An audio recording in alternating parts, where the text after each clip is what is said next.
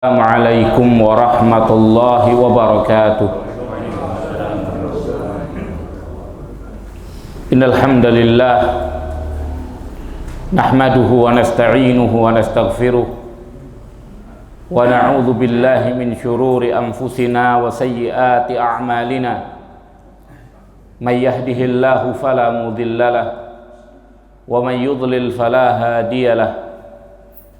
Asyhadu an la ilaha illallah wahdahu la syarika lah wa asyhadu anna Muhammadan abduhu wa rasuluh sallallahu alaihi wa ala alihi wa ashabihi wa man tabi'ahum bi ihsanin ila yaumiddin wa sallama tasliman katsira. Qala Allah ta'ala fi kitabihil karim, ya ayyuhalladzina amanu taqullaha haqqa tuqatih wa la tamutunna illa wa antum muslimun. Wa ba'd. A'izai ikhwani a'azakumullah, jamaah salat subuh yang dirahmati Allah tabaraka wa ta'ala. Alhamdulillah, kita bersyukur kepada Allah subhanahu wa ta'ala. Pada kesempatan subuh yang mulia ini kita masih diberi kekuatan oleh Allah untuk dapat bangun melaksanakan ibadah kepada Allah subhanahu wa ta'ala, menunaikan ibadah salat subuh. Mudah-mudahan Allah tabaraka wa ta'ala senantiasa menerima amal ibadah kita. Ikhwani al-a'izza a'azakumullah, pada kesempatan yang mulia ini kita akan melanjutkan kajian kita di dalam membahas kitab Sahih Adabil Mufrad. Pada kesempatan yang mulia ini kita sampai pada bab yang keempat, yaitu babun linul kalam liwalidayh, bab tentang lembutnya perkataan kepada kedua orang tua. Ini diantara bagian daripada birrul walidain, berbuat baik kepada kedua orang tua. Di antara perbuatan kebaikan kepada orang tua adalah membaguskan di dalam tutur kata.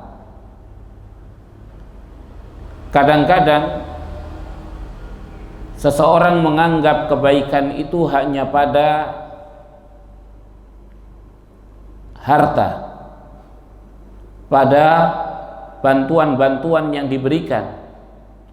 Akan tetapi jauh lebih daripada itu, baiknya tutur kata itu kadang sesuatu yang dapat menyenangkan, dapat membuat ridha daripada kedua orang tua. Maka dari itu syariat kita, agama kita mengajarkan kepada kita agar kita melembutkan perkataan kepada kedua orang tua, dan ini bagian daripada birrul walidain. Dibawakan oleh muallif al-Imam al-Bukhari rahimahullahu ta'ala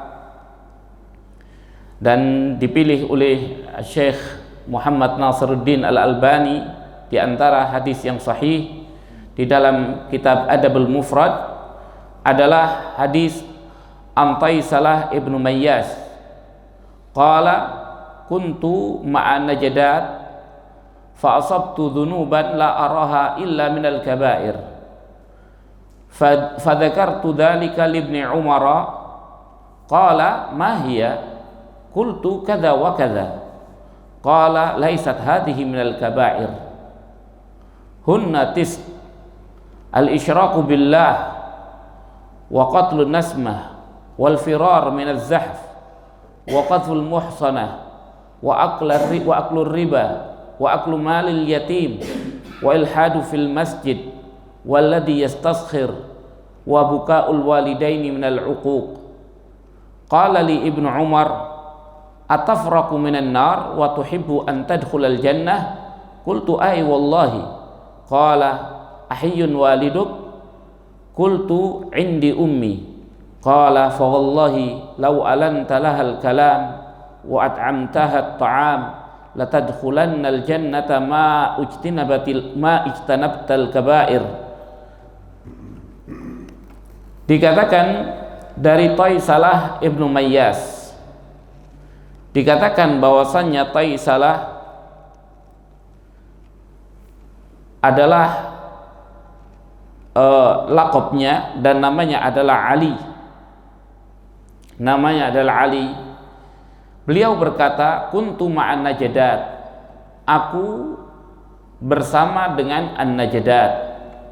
An-najadat dikatakan an-najadat mereka adalah ashabu Najdah ibn Amir al-Khariji, yakni bersama Najdat. Najdat itu julukan yang diberikan kepada kelompok daripada teman-temannya Najdah ibnu Amir, yang merupakan bagian kelompok daripada orang-orang Khawarij yang mengkafirkan dengan sebab dosa besar. Demikian pula di antara keyakinannya bahwa siapa yang melakukan dosa kecil secara terus-menerus, maka itu dianggap sebagai dosa besar dan itu menjadikan kafir. Akan tetapi yang aneh, dikatakan mereka ini mengkafirkan orang yang melakukan demikian itu kalau bukan dari kelompok mereka. Tapi kalau dari kelompok mereka, maka tidak dianggap kafir. Sehingga hukum itu berstandar ganda. Apabila kelompoknya, maka tidak kafir. Apabila lain daripada kelompoknya, maka itu kafir.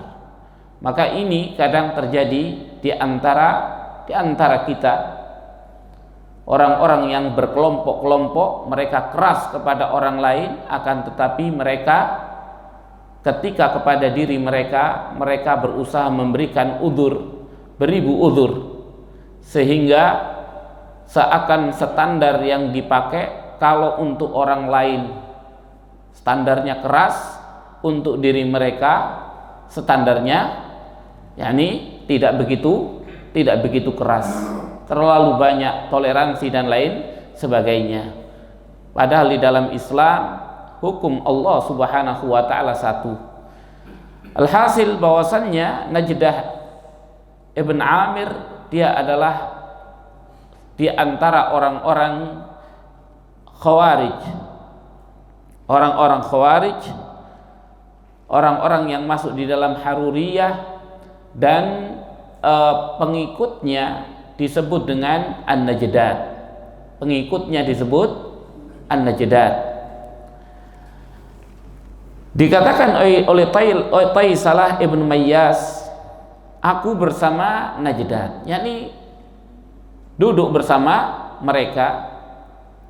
Fa asabtu dzunuban la araha illa minal kaba'ir. Maka aku melakukan dosa-dosa yang aku tidak melihat dosa-dosa itu, kecuali dosa-dosa itu adalah dari dosa besar. Fadzakartu dzalika libni Umar. Maka aku menyebut yang demikian itu kepada Ibnu Umar. Ini perkataan Taisalah, aku asabtu dunuban, ini ungkapan pada kata-kata yang maksudnya adalah waqa'tu fi dunubin, fi dunub, yakni aku jatuh di dalam perbuatan dosa yang aku tidak melihat kecuali itu dari dosa besar, yang ternyata ketika di cross checkkan dengan Ibnu Umar radhiyallahu anhuma, ternyata itu bukan dosa besar. Ini akibat seringnya atau akibat ia bergaul dengan dengan An-Najdah. Dengan siapa? An-Najdah, yakni pengikutnya Najdah ibn Amir al-Khariji. Akibat hal itu sehingga yang sesuatu yang bukan dosa besar dianggap sebagai dosa besar. Dianggap sebagai dosa besar. Fadzakartu dzalika li Ibnu Umar, maka aku menyebutkan yang demikian itu kepada Ibnu Umar. Beliau berkata, "Mahia?" Apa itu? Yani ketika seseorang mengatakan aku telah terkena dosa besar, maka kewajibannya ketika ada orang mengatakan seperti itu adalah minta penjelasan. Apa itu? Seperti yang dikatakan oleh Umar ibn al-Khattab radhiyallahu an, ketika ia mengatakan halaka ibn al-Khattab, binasa ibn al-Khattab. Kemudian ditanya oleh Rasul sallallahu alaihi wasallam, apa yang terjadi? Dikatakan di siang hari bulan Ramadan ia mencium istrinya. Disangka oleh Umar ibn al-Khattab radhiyallahu an bahwasannya ia telah melakukan dosa besar, mencium istri di waktu siang hari dari bulan Ramadan. Maka dikatakan oleh Rasul sallallahu alaihi wasallam, bagaimana pendapatmu tentang seorang yang berkumur di siang hari bulan Ramadan? Dikatakan tidak apa-apa. Demikianlah orang yang mencium istrinya di siang hari daripada bulan Ramadan diibaratkan seperti orang sedang berkumur. Asar tidak ditelan, ya tidak batal puasanya. Maka dari itu adalah muqaddimah. Makanya hukum di dalam hal itu pun berbeda-beda. Bagi orang yang mampu mengendalikan mungkin tidak menjadi masalah, tapi bagi orang yang ditakutkan akan terjatuh di dalam sesuatu yang lebih besar daripada sekedar mencium, maka itu menjadi masalah. Di sini inilah yang terjadi. Apabila seseorang itu merasa ragu, hendaknya ia bertanya, dan bertanya kepada seorang ulama, orang yang mengetahui ilmu yang sebenarnya, bukan bertanya kepada orang-orang yang tidak mengerti tentang ilmu yang kemudian bisa saja memberikan penjelasan yang keliru. Dikatakan di sini mahia qultu kadza wa kadza, aku berkata demikian dan demikian, tidak disebutkan. Yani karena mungkin bisa jadi ini adalah hal bagian daripada rahasia yang tidak patut untuk disebutkan. Qala laisat hadhihi minal kabair, dikatakan oleh Ibnu Umar ini bukan dari dosa-dosa besar. Hunna tis', dosa besar itu adalah 9. Dosa besar itu ada 9. Yang pertama al-isyraku billah, mensekutukan Allah. Mensekutukan Allah subhanahu wa ta'ala a'zamud dzunub, sebesar-besarnya dosa. Tidak ada yang lebih besar daripada dosa menyekutukan Allah subhanahu wa ta'ala. Makanya Allah tabaraka wa ta'ala la yaghfiru ayyushraka bih wa yaghfiru ma duna dzalika liman yasha. Allah tidak mengampuni untuk disekutukan dengannya, dan Allah mengampuni mengampuni apa yang dibawa daripada dosa besar, dosa kesyirikan ini. Allah akan ampuni. Dikatakan min ghairi taib, min ghairi taubah, yakni tidak dengan taubat. Kemudian wa qatlun nasmah. Qatlun nasmah maknanya adalah jiwa. Maka setiap diri itu punya jiwa. Makanya nasmah dihitung berapa nasmah. Nasmah itu artinya jiwa. Wa qatlun nasmah, membunuh jiwa. Jiwa yang dimaksud adalah jiwa manusia, dan yang dimaksud adalah bighairil haq, membunuh dengan tanpa kebenaran. Tapi kalau membunuh dengan kebenaran, seperti yang dilakukan oleh pemerintah Islam ketika melaksanakan hukum qisas atau melaksanakan hukum ta'zir yang hukumannya adalah i'dam, dibunuh, dihukum mati, atau melakukan hukuman rajam dikarenakan sebab perzinahan sehingga meninggal, maka ini namanya qatlu yakni qatlun nafs bil haqq, membunuh jiwa dengan kebenaran. Seorang mukmin sepatutnya ia beriman mati hidup seseorang itu semuanya Allah Subhanahu wa taala yang menentukan. Ketika ia ada di medan perang, maka ia harus sepenuhnya menyerahkan seluruh yang ada pada dirinya, dari badan, harta, jiwa, semuanya untuk Allah Subhanahu wa taala, dan tidak patut baginya untuk lari daripada peperangan. Maka lari daripada peperangan, jihad di jalan Allah Subhanahu wa taala, ini dari dosa besar. Kemudian dosa besar yang keempat, wa qadful muhsanah. Qadhaf itu arti asalnya adalah melempar. Qadful muhsanah artinya melempar orang yang muhsanah. Maksudnya di sini melempar itu adalah melempar tuduhan, sehingga kemudian menjadi sesuatu yang umum. Makna qadzaf itu adalah melempar tuduhan zina.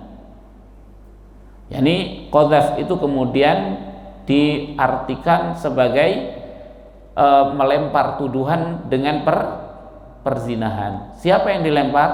Muhsanah, perempuan yang muhsanah, yang menjaga diri. Muhsanah diambil dari kata-kata hisn. Hisn itu seperti yang kita ketahui, dia adalah benteng. Yang makna hisn itu sendiri maknanya adalah al-man'. Al-man' itu menghalangi. Makanya segala apa yang menghalangi itu disebut hisn. Benteng itu menghalangi musuh dari menyerang seseorang, itu disebut hisn. Makanya muhsanah di sini perempuan yang terjaga. Maksudnya perempuan yang terjaga. Maka di sini fa'il dan maf'ulnya maknanya sama. Bisa disebut muhsinah, bisa disebut muhsanah. Makanya dikatakan wa imra'atul lati ahsanat farjaha, dan perempuan yang ahsanat farjaha. Ahsanat farjaha artinya menjaga kemaluannya, menghalangi kemaluannya untuk melakukan perbuatan zina. Maka ini makna muhsanah dan muhsinah maknanya sama. Menuduh orang perempuan yang berbuat baik-baik, perempuan yang baik-baik dengan berbuat zina, maka itu dosa besar. Dan dikatakan ini bukan hanya pada perempuan, tapi pada orang laki pun juga demikian. Cuman yang umum pada saat itu tuduhan itu pada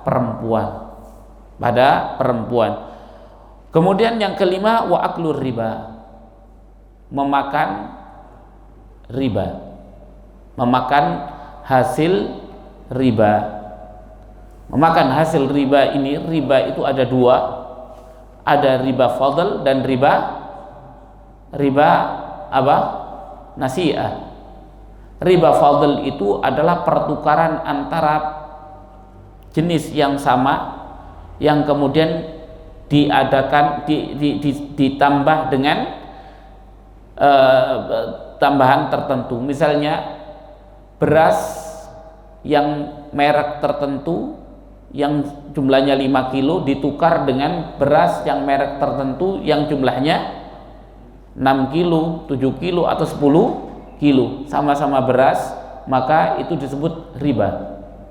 Ini disebutkan oleh Rasul Shallallahu Alaihi Wasallam ada 6 macam jenis makanan yang apabila atau jenis barang ribawiyah yang apabila itu dipertukarkan dengan ada selisih maka disebut riba. Dikatakan emas dengan emas, perak dengan perak, gandum dengan gandum, tepung dengan tepung, kurma dengan kurma, garam dengan garam, maka ini apabila ditukar dan di situ ada selisih maka selisihnya itu disebut riba. Kemudian riba yang umum yang sekarang ada, riba yang fadl itu disebut riba al-Abbas, ribanya Abbas ibn Abdul Muttalib, karena yang pertama kali mempunyai ide untuk melakukan riba seperti itu adalah Al-Abbas ibn Abdul Muttalib. Makanya Rasul ketika di Mekah yang pertama kali aku letakkan, yakni aku tolak, adalah riba ammi Al-Abbas, ribanya pamanku Al-Abbas. Ini riba fadl. Riba yang kedua adalah riba nasi'ah. Nasi'ah dari nasa, yang ditenggang waktu. Yani riba nasi'ah artinya riba itu apa? Bertambah. Artinya riba itu bertambah. Roba yarbu artinya bertambah. Bertambahnya sesuatu dikarenakan tambahnya tenggang waktu. Makanya riba yang sekarang umum ini adalah riba nasi'ah. Apa saja yang bertambah dengan sebab tenggang waktu yang diberikan maka itu disebut riba nasi'ah. Itu disebut riba nasi'ah. Dan memakan harta riba ini bagian daripada dosa besar. Dikatakan bahwasannya, dikatakan oleh Rasul sallallahu alaihi wasallam, di antara besarnya dosa riba itu melebihi daripada dosa zina. Berzina dengan ibunya itu adalah berzina, itu dosa besar. Berzina dengan ibu itu lebih, dan riba lebih besar daripada itu. Dosa riba itu lebih besar daripada itu. Maka dari itu apa yang menimpa kebanyakan daripada kita sekarang ini sesuatu yang sangat menakutkan di sisi Allah Subhanahu wa ta'ala, ketika hampir tidak ada yang lepas daripada dosa riba. Hampir tidak ada yang lepas daripada dosa riba. Semua daripada pedagang, kebanyakan mereka tertimpa kasus yang berkaitan dengan riba. Kemudian aklu malil yatim, memakan hartanya anak yatim. Ini kepada orang-orang aulia yatama, wali-walinya, penanggung jawab, pengempu daripada anak yatim. Memakan hartanya anak yatim, ada kalanya anak yatim itu memiliki harta, kaya, dirawat, tapi kemudian hartanya dimanfaatkan dan diambil oleh orang yang mengempu. Ada kalanya memakan harta anak yatim adalah dengan menjadikan anak yatim itu sebagai sarana untuk mengeruk harta muhsinin. Para muhsinin memberikan harta kepada anak yatim. Yani orang tidak mungkin ngasih pengempu uang kecuali maksud daripada orang yang memberi itu adalah untuk anak yatim. Tapi anak yatim disuruh nyari uang, kemudian uangnya diambil, dikumpulkan oleh pengempu, kemudian pengempunya mempergunakan semau yang dia inginkan dan memberi anak yatim jatah makannya saja.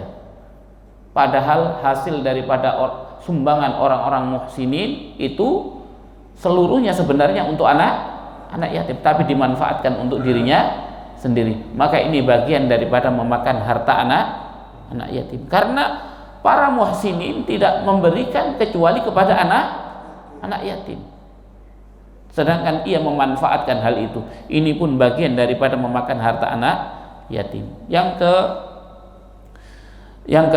ketujuh adalah ilhad fil masjid. Ilhad fil masjid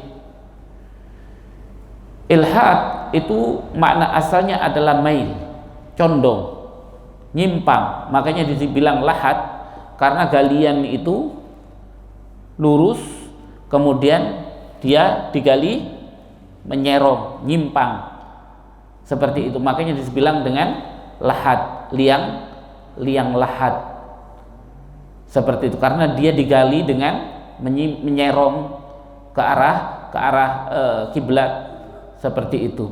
Itu disebut lahad.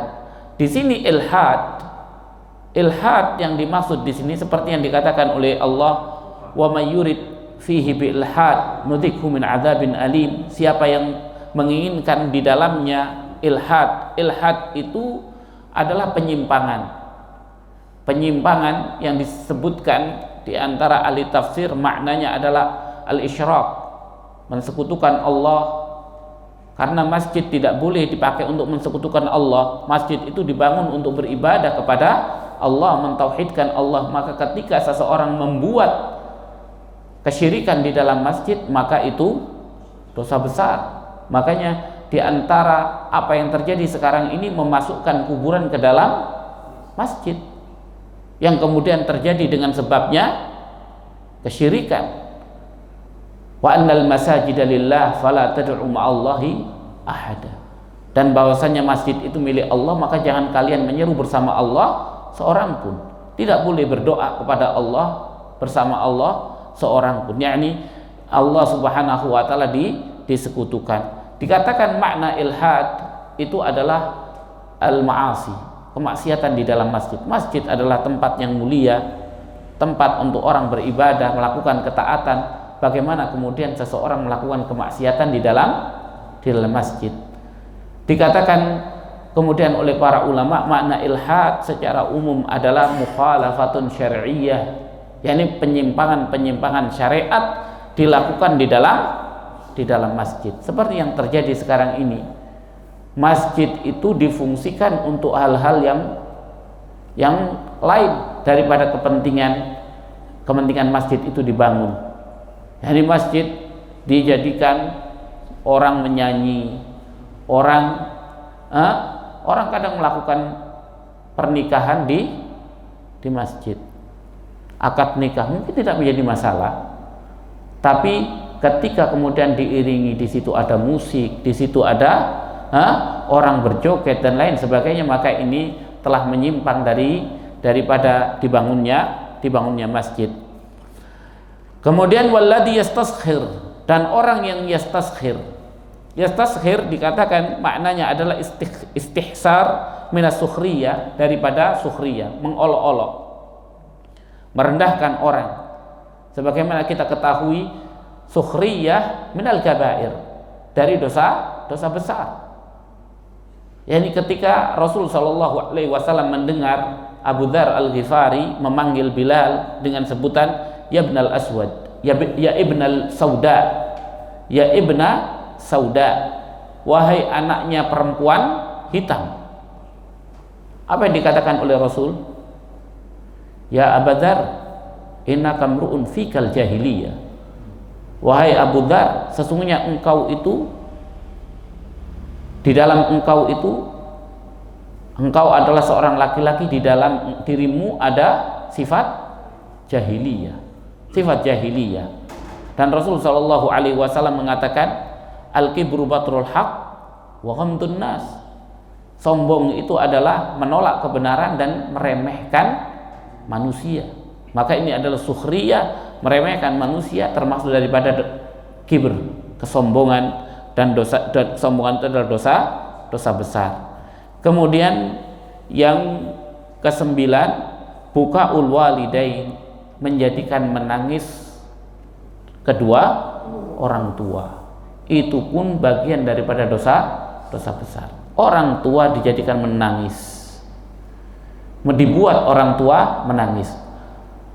Kalau menangis itu banyak kan, menangisnya orang tua itu dikarenakan sakit hati, iya kan?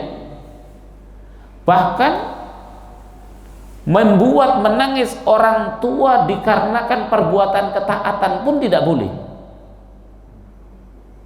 Nanti akan kita sebutkan ketika seorang mau berangkat jihad dan jihad itu tidak direstui oleh orang tuanya, sehingga orang tuanya membutuhkan dirinya, sehingga ketika ditinggal orang tuanya menangis. Kemudian dikatakan oleh Rasul, irji ilaihima, kembali kepada kedua orang tuamu. Fa'adhika kama abkai tahuma, fa'adhikhuma kama abkai tahuma, maka buatlah mereka tertawa sebagaimana engkau membuat mereka berdua menangis. Maka ini membuat menangis orang tua ini adalah bagian daripada dosa besar. Makanya andai kita semua mengetahui betapa besarnya dosa menjadikan orang tua itu menangis, menjadikan orang tua menangis. Qala li Ibnu Umar, berkata kepadaku Ibnu Umar, atafraku minan nar wa tuhibbu an tadkhulal jannah, apakah engkau takut dari neraka dan engkau menyukai untuk masuk surga? Ini semua orang seperti itu, kecuali orang sufi, kecuali orang sufi, orang yang disesatkan oleh pemikiran yang bodoh. Semua orang, semua kita ketika ditanya atafraku minan nar, apakah engkau takut dari neraka, wa tuhibbu an tadkhulal jannah, dan engkau kepingin masuk surga? Semua orang Islam takut dari neraka dan kepingin masuk surga, kecuali orang sufi. Karena orang sufi mengatakan apa? Ya Allah, kalau aku beramal karena takut kepada nerakamu, masukkan aku ke neraka. Kalau aku beramal karena kepingin masuk surgamu, maka jangan kau masukkan aku ke dalam surga. Coba. Dan kalau aku beramal karena cinta kepadamu, maka penuhi hatiku dengan kecintaan kepadamu. Ini ungkapan mereka yang seakan-akan ini adalah puncak daripada apa? Daripada ketaatan kepada Allah Subhanahu wa taala, ketakwaan kepada Allah. Padahal ini sesuatu yang tidak ada kebenarannya sama sekali. Rasul Shallallahu Alaihi Wasallam orang yang paling takut kepada neraka. Rasul Shallallahu Alaihi Wasallam orang yang pengen masuk surga, dan Allah Tabaraka wa Taala mengatakan wasari'u ila maghfiratin min rabbikum wa jannatin arduha samawati wal ardh. Segeralah kalian menuju kepada ampunan Tuhan kalian dan kepada surga. Yani Allah memerintahkan kita untuk berlomba-lomba untuk ingin masuk surga. Dan Allah menceritakan tentang neraka supaya kita takut kepada neraka. Ini orang sufi tidak mengatakan neraka tidak takut, surga tidak kepingin. Apa artinya? Maka dari itu mereka orang-orang yang dikuasai oleh kebodohan. Kemudian ay wallah, qultu ay wallah, ay yakni artinya iya, wallahi yakni bersumpah, iya demi Allah. Qala ahayyun waliduk, apakah orang tuamu masih hidup? Qultu indi ummi, aku berkata aku punya ibu. Qala fa wallahi, demi Allah, lau alantalahal kalam wa at'amtaha at-ta'am latadkhulannal jannata majtunibatil kabair atau majtanabtal kabair. Demi Allah, seandainya engkau melembutkan kepadanya perkataan dan engkau memberinya makanan, niscaya engkau akan masuk surga selama engkau menjauhi dosa besar. Maka ini adalah fatwa daripada Abdullah ibnu Umar radhiyallahu anhu. Ketika seseorang ditanya apakah takut dari neraka dan kepingin masuk surga, syaratnya adalah ini. Syaratnya adalah berbuat baik kepada ibu. Alantal kalam, engkau melembutkan perkataan kepada orang tua, kepada ibu. Karena memang kadang-kadang di usia yang tua, orang tua itu kadang anak membutuhkan kesabaran yang lebih. Harus sabar, cerewet, kadang seperti anak kecil. Tapi itulah pahala yang disiapkan oleh Allah Subhanahu wa ta'ala. Yani pahala birrul walidain, pahalanya adalah surga. Pahalanya adalah surga, catatannya majtunibatil kabair, selama dijauhi dosa besar. Makanya sebab-sebab untuk masuk surga itu banyak. Tapi penghalang-penghalang orang masuk surga juga banyak. Tidak bisa diartikan ketika seseorang melakukan birrul walidain otomatis dia akan masuk surga. Iya, dia mempunyai sebab untuk masuk surga, tapi ada tidak penghalang yang lainnya orang itu untuk dihalangi masuk surga? Orang yang berbuat kebaikan dikatakan, dijanjikan oleh Rasul, dia pasti akan masuk surga. Iya, itu sebab. Akan tetapi adakah penghalang lainnya yang menghalangi dirinya dari masuk surga?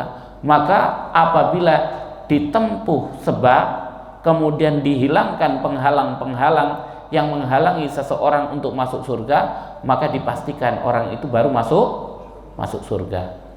Seperti halnya dikatakan oleh Rasul Shallallahu Alaihi Wasallam di dalam hadis yang banyak, siapa yang beramal demikian dia akan masuk surga, itu semua adalah sebab, tapi tidak memastikan seseorang itu apabila melakukan itu pasti dia masuk surga.